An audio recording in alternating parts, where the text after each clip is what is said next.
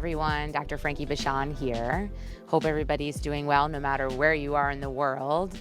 And if it's morning, I wish you a very beautiful day. In the evening, I hope you have wonderful rest and restorative sleep. Oh my gosh, last night I had no restorative sleep. I have a cat that is just very active at night these days. I don't know. I think he's turning 12.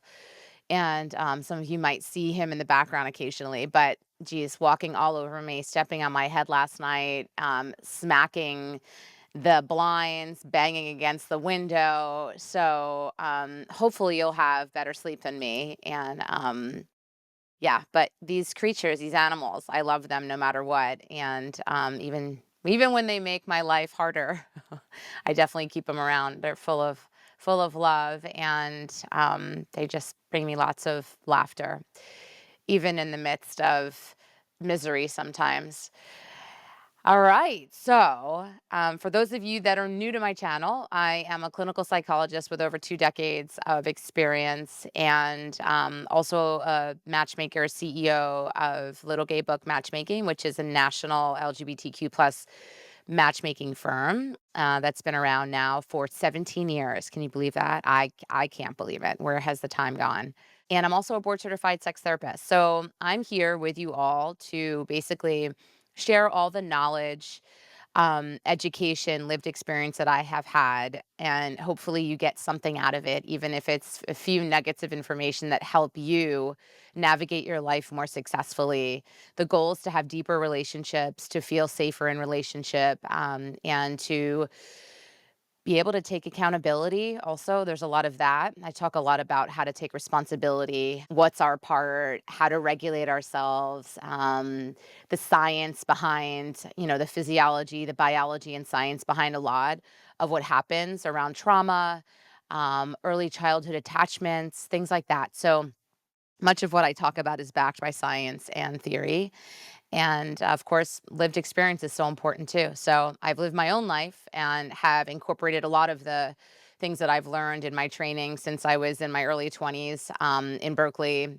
I went to a really great small school for my doctorate in clinical psychology. And that basically put me on a path of deeper curiosity and learning about human behavior. And today I'm an expert in the field. And there's a lot of armchair therapists out there on TikTok and YouTube and all the other social media platforms that are spouting lots that isn't accurate, that isn't backed by science. So hopefully you can come here and feel like you're learning information and, gaining knowledge that actually has been studied, researched, empirically validated, and helpful to you in your life. So let's jump in.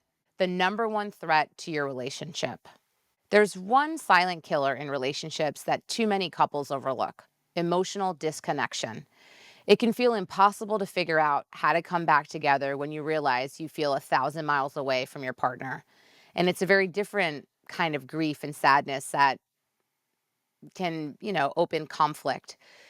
But emotional disconnection doesn't have to be your new normal. Here's what I recommend about how to come back together: why your relationship is feeling distant or off. Sometimes we find ourselves looking at our partner of many years and feeling like we barely even know each other. A sense of ennui, an alienation, or disconnection that can be scary and demoralizing. We may compare them or our relationship to what things were like in the heady early days of a new relationship energy, how alive, connected, and emotionally intimate we felt.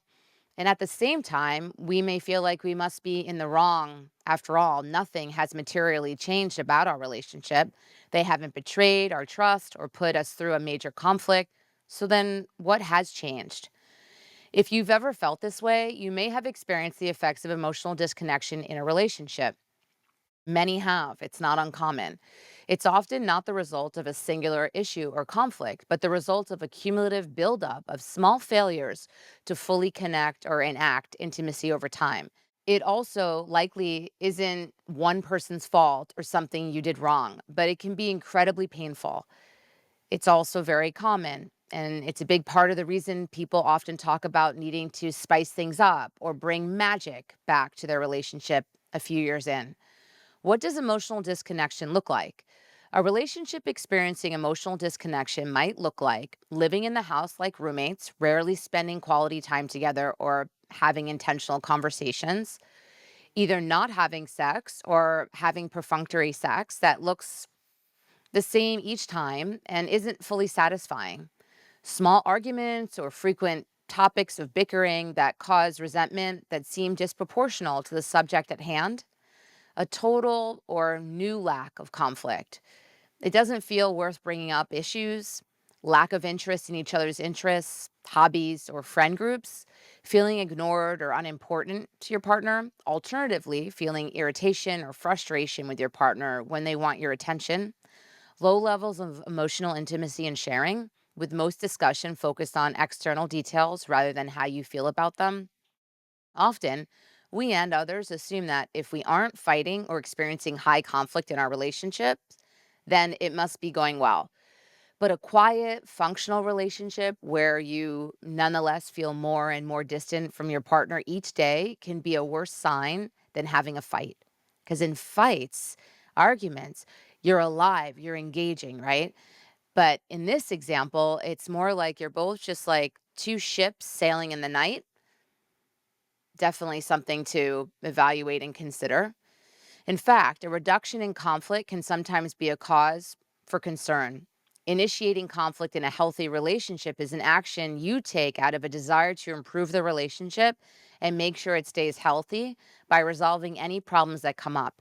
If you or your partner have given up on raising issues when you feel anger, hurt, or resentment, it may indicate a lack of confidence that those issues can be resolved at all, or a low level of investment in making the relationship as healthy as it can be. How can you work on emotionally reconnecting? If any of these sound familiar, all hope isn't lost. While emotional connection can slip away from us when we don't intentionally maintain it, bringing back a level of care and commitment to our emotional connection can really help us see whether it can be rekindled. To work on emotionally reconnecting with your partner after a period of distance or disconnection, make an extra effort to respond to your partner's bids. If they send you a meme during the workday, make time to respond to it. If they're excited about a rare species of bird they see in the backyard, resist the impulse to roll your eyes and instead ask them to tell you more about it. We're constantly making macro bids for the attention and care of people around us. When they go ignored, disconnection grows. When we turn toward our partner for small bids, it shores up our connection in a big way. Be willing to get vulnerable. When we feel distant from our partner, it's often the last time we want to share something sensitive or difficult, even if it's not about our relationship. But vulnerability is a two-way street, and someone needs to initiate if there's going to be a new dynamic. When we share something intimate, it brings us closer together and invites the other person to do so too. So even if you aren't feeling the closest with your partner right now, make the effort to open up about the problems you're having at work or your fears about your sister's wedding and invite your partner in to do the same. Renegotiate your relationship to conflict. Despite what you may assume, conflict is often a sign of a healthy relationship. If you're feeling distant from your partner, it may be in part because you've allowed unspoken resentments to build up between you instead of addressing them directly. Are there any long held issues you know are lingering? Or are you holding in concerns that are coming up in the moment? Do your relationship a favor and bring up what's been bothering you. It will serve you and your relationship big time. Any thoughts, reactions, responses, please post them below. I love to read your comments. I love to continue the conversation. And I will see you all next week. Kisses, hugs, take really good care of yourselves, and see you then.